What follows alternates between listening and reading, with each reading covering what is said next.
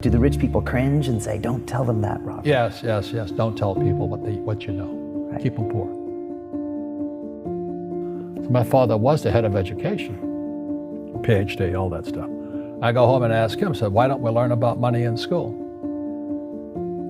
And he looked at me and says, because the government doesn't let us teach that subject. The government tells us what we can teach and what we can't teach. And I thought that was strange. And I said, but aren't we going to school to learn about money? He says, no, your job is to get a job.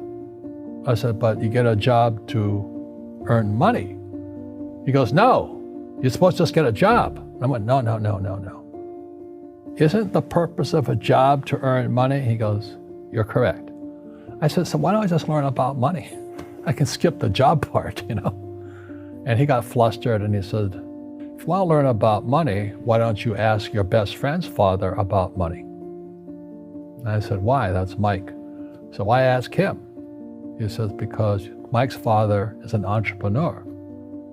And I said, what are you? He says, I'm an employee. I'm a government employee. And I went, oh, what's the difference? He says, the difference is an entrepreneur must know about money, or they're no longer entrepreneurs. And he says an employee doesn't have to know anything about money because the government will take care of them, the company will take care of them. So I'm all confused.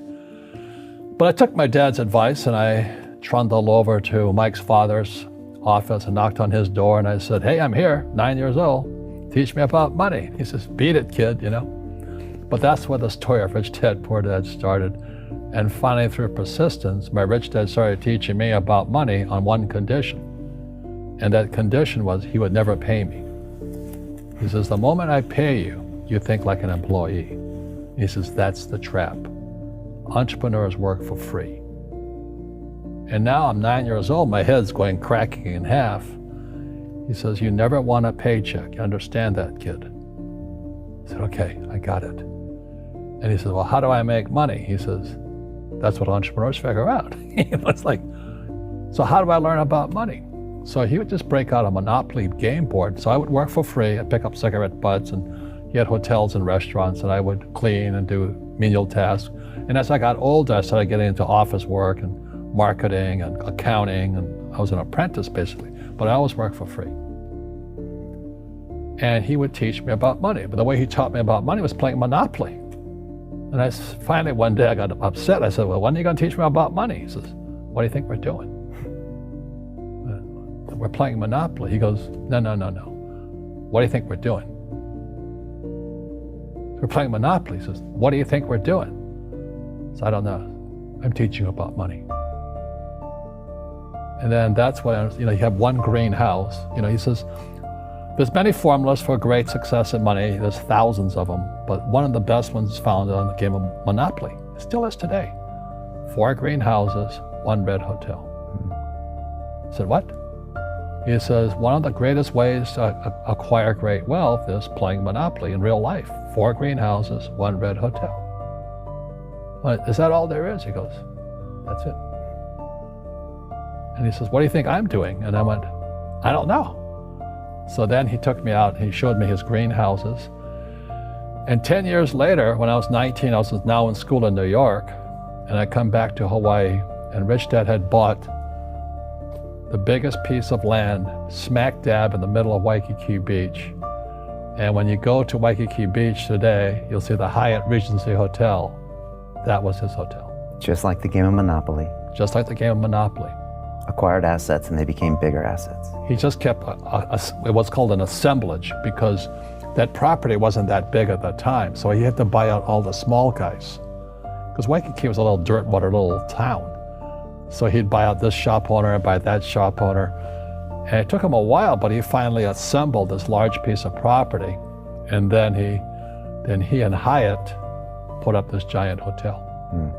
It just sold for $800 million. So that's how I learned about money.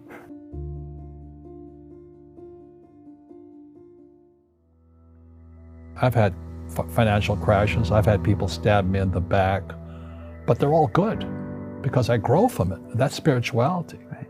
People who are afraid of making mistakes, like they teach in school, they don't ever grow. Because spirituality is there's good and there's bad, there's right and there's wrong, there's up and there's down.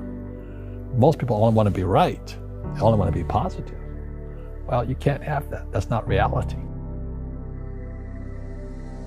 Well, I wasn't poor by most people's standards, but I came from a family with a poor attitude, if you know what I mean. Because rich, poor, middle class, poverty starts with a fundamental attitude. Poverty is passed on. It's taught in your families. And middle class is taught in families. And so the people right now who are sitting at home, who are struggling financially or worried about money or unhappy, they may be making a lot of money, but unhappy with what they're doing, it was probably taught to you. Your superego was taught, get a job, work hard, or you'll never be rich, or the rich are evil, or whatever. The school system will never teach you about money. The school system was designed to teach you to be an employee, which is important, or a doctor or a lawyer, a specialist, but never about money. And what most people lack is real business knowledge, like accounting, like debt, like taxes. You got to know that stuff, but they don't teach it in school to anybody. So, and then when people ask me, how did your rich dad learn this when your poor dad, a PhD, didn't? And the answer is very simply, my rich dad, who's my best friend's father, his father died when he was 13. So rich dad had this family business at 13 to run. So he had to drop out of school, which was his blessing. There's blessings, and sometimes the blessing doesn't look like a blessing, but it turned out to be a blessing. And then his teachers became his bookkeeper, his accountant, his attorney, his banker, his real estate agents. So he has what I call real teachers, not these fake teachers in school. You see, most teachers in school, they're out of ethics. They teach subjects they themselves don't practice. I asked the teacher, I said, I'm in my third year of calculus now. It was called strength of materials. I said, am I ever going to use this stuff? He goes, no.